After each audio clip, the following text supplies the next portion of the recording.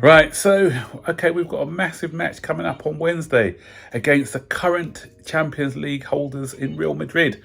And I'm seeing a lot of negativity in our fan base. Some big YouTube channels out there. I don't really watch a lot of the big channels nowadays, but, you know, on the odd occasion, I do.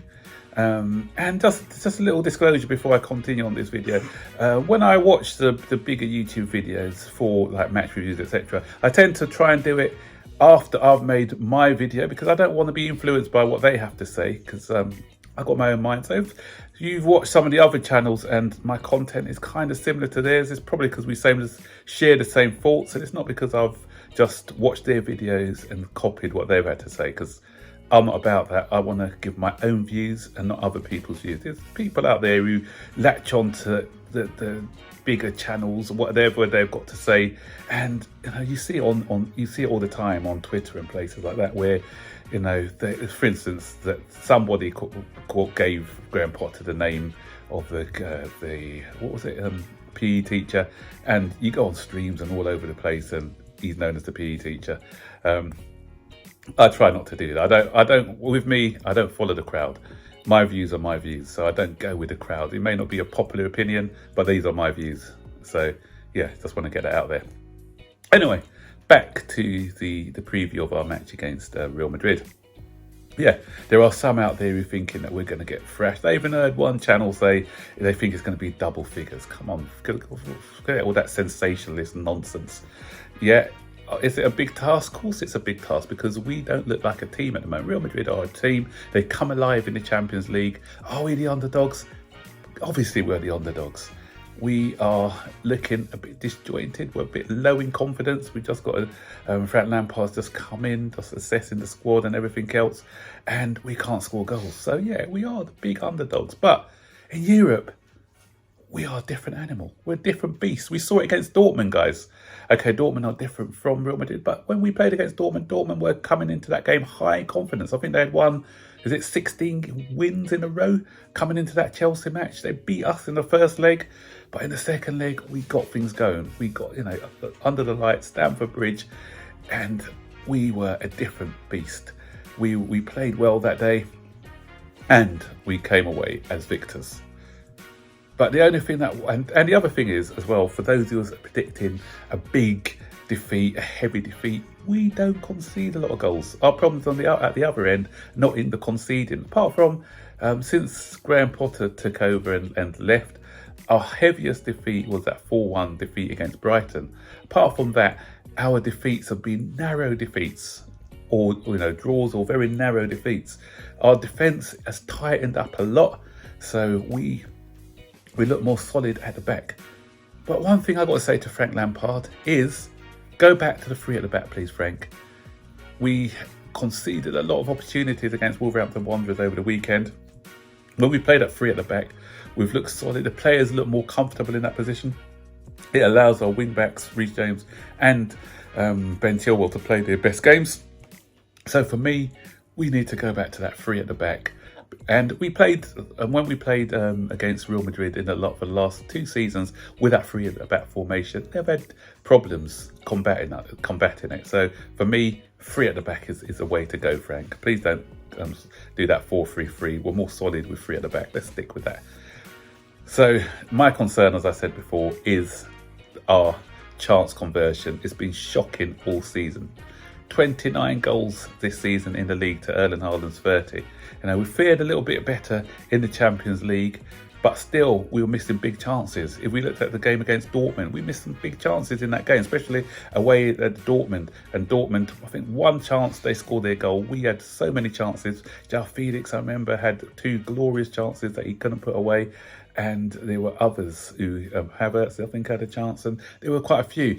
And when you're playing against, and I said it when I did my review videos, my concern is when we're playing against the bigger teams, we have to take these chances, because Real Madrid, rest assured, Benzema has a chance. You know it's in the back of the net. he's not going to need 3 or 4 chances. I think when we played him the other time, he scored 5 goals against us. So he's a 4. Was it 6 in 4 games?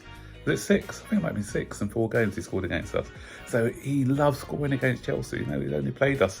We've only played them 4 times, and he scored like 6 goals, including the hat-trick. And so we know that if he gets a chance, it's going in the back of the net. Rodrigo, remember those chances he scored? He came on, one chance, bang, he scores it. Then that's what allowed Real Madrid back into that game when we played them over at the Bernabeu. Remember when we played them at the Bernabeu? We were 3-0 up. We played them with no fear. And that's on the back of their mind. Just similar when we used to play against Barcelona as well. They didn't like playing against us because we went there with no fear. So if we go there again with no fear and with belief, I hope the players are not listening to the fans, because if the players listen to the fans, we've already lost this game. But if they are going in there with a belief, this is our only chance. This is our last chance of getting back into the Champions League next season. It's about winning the competition. So this should be motivation enough to push the players on.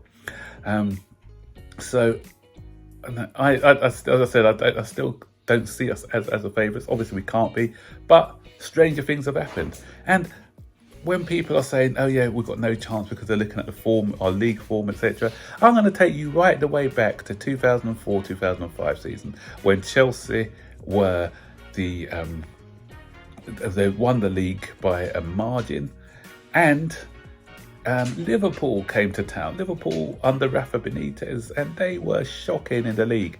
I think they came to us in 7th or 8th place in the league. But what they had done, because they knew that they had no hope of getting into the top 4, they just said, you know what, in the league, we're just going to forget about the league and we're going to save all our best performances for the Champions League. And that's what they did. They came to us. We were overwhelming favourites in that game. And they had people like Smicer, people probably have to Google him now. They had Jerdy Dijek in goal. I can't remember half the players they had. Who else was there? They had that attacker, that short. See, that's what I'm saying. I can't look apart from the likes of Gerrard and people like that. I can't remember half their side. They had a lot of nobodies in their side. You know, they had a few good players, Alonso, Gerrard.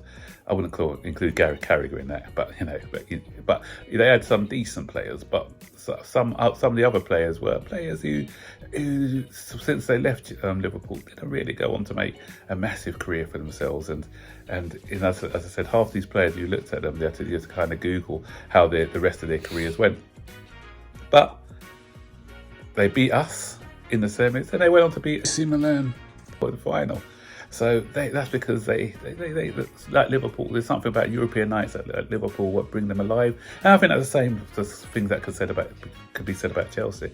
European nights, especially at Stamford Bridge, something about that just brings us alive.